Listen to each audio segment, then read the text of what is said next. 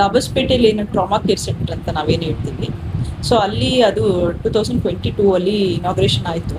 ಅದಾದ್ಮೇಲಿಂದ like state ಕಡೆಯಿಂದ ಸಿಬ್ಬಂದಿ ಮತ್ತು ಎಕ್ವಿಪ್ಮೆಂಟ್ಸ್ ಎಲ್ಲ ಬರೋದಿದೆ. ಸೊ ಅದು ಬಂದ ಮೇಲೆ ಅದು ಓಪನ್ ಆಗುತ್ತೆ, ಇದು ಬರುತ್ತೆ. ನಾವು ಈ ಒಂದು ವಿಷಯವಾಗಿ ತುಂಬ ಸಲ ನಮಗೆ ಪಬ್ಲಿಕ್ ಕಡೆಯಿಂದ ಇರ್ಬೋದು, ಇದರಿಂದ ಇರ್ಬೋದು ವಿಚಾರ ಬಂದಿದೆ, ರಿಕ್ವೆಸ್ಟು ಬಂದಿದೆ. ಸೊ ಹಾಗಾಗಿ ನಮ್ಮ ಕಡೆಯಿಂದ ನಾವು ಈ ಸತತ ಈ 1 ವರ್ಷದಲ್ಲಿ 2 ರಿಂದ 3 ಬಾರಿ ನಾವು DHO ಗಮನಕ್ಕೂ ತಂದಿದ್ದೀವಿ. ಮತ್ತು DHOನೂ ಕೂಡ ಇದನ್ನ ಸ್ಟೇಟಿಗೆ ಕಳಿಸಿದ್ದಾರೆ. ಮತ್ತು ಸ್ಟೇಟ್ ಅವರು ಕೂಡ ಇದನ್ನ ಆಕ್ಟಿವ್ ಆಗಿ ನೋಡಿಕೊಂಡು ಆ ಸ್ಟಾಫ್ನ ಮತ್ತು ಇದು ಎಕ್ವಿಪ್ಮೆಂಟ್ಸ್ ಹೇಗೆ ಅರೇಂಜ್ ಮಾಡ್ಬೋದು ಏನು ಅಂತ, ಅದಕ್ಕೆ ಫಂಡ್ ರಿಲೀಸ್ ಆಗಲಿ ಇದೆಲ್ಲ ಬಂದಾಗ ಖಂಡಿತ ಅಲ್ಲಿ ಸ್ಟಾಫು ಮತ್ತು ಎಕ್ವಿಪ್ಮೆಂಟ್ಸ್ ಏನಿದೆ ಅದನ್ನ ಬಂದ ಕೂಡಲೇ ಅದು ಚಾಲನೆಗೆ ಬರುತ್ತೆ.